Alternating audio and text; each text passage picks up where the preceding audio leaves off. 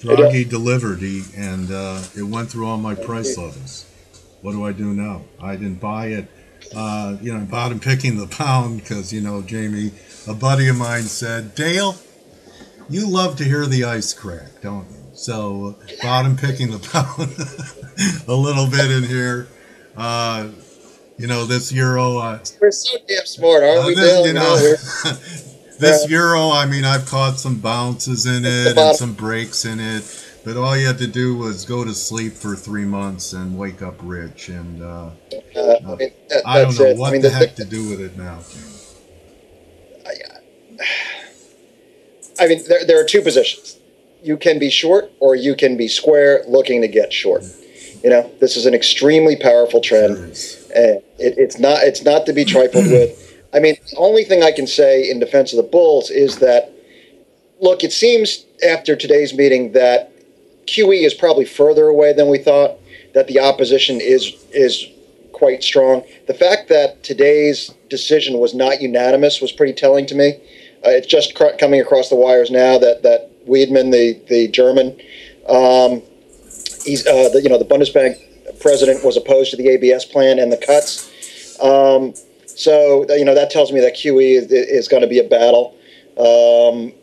They pushed through the rate cut without it being unanimous, so they can do QE without it being unanimous. But I think that's a tougher stretch because of the legal ramifications and whatnot. The last thing they want is like in the case of OMT, where Wiedmann went to court to testify against the ECB. So that I don't think they need that political hassle at this stage. So I think they're going to QE longer than I anticipated. All right, so do you think that obviously the market believes he delivered? Do you, Jamie Coleman, believe he delivered? And is the market overreacting to what he said today? Well, I think he delivered maybe everything he can right now. I'm not sure QE is a viable option at the moment. Is the market trading like it is? Is the market trading like it is? Yeah, I have to assume so. I have to assume so. I think what we're seeing now is there seems to be a real willingness to put on carry trades. I mean, look at Aussie. The thing just it's bid to boots. I wrote a thing earlier. I mean, if you're the RBA, at some point you have to remember how much grief the Fed would take when they would cut or do QE, and to get the Brazilians and you'd get all the emerging markets screaming about the Fed debasing the dollar. You haven't heard a peep about that.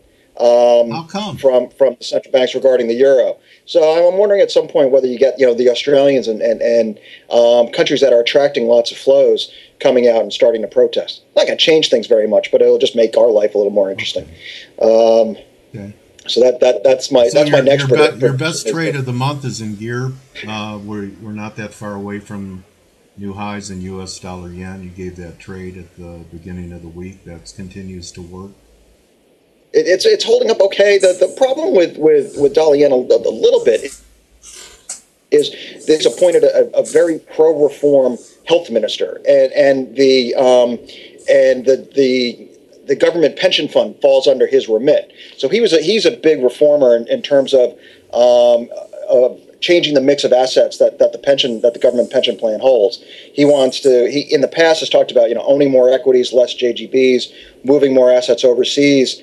He came into office yesterday and kind of downplayed some of that reformist rhetoric that he had used before he actually got into office. So that might go a little slower than people anticipated. So that one I'm a little bit nervous about. We'll have to see that this 105, 45.50 area. I'd really like to see it taken out by the end of this week. If not, maybe we've done as much as we can do for the time being. If we get a strong employment report tomorrow, and we don't blow through 105.50, I think it's time to say, okay, take that one off and take another look. Okay, that's a good one. All right, so we'll wrap it on that. If we get a strong number and the yen doesn't take out 105.50, it's vulnerable. I think so. Yeah, I think that reform impetus might be a little bit slower than we thought. Thank you, Jamie. All okay, right, buddy. Good Take luck. it easy. Bye-bye.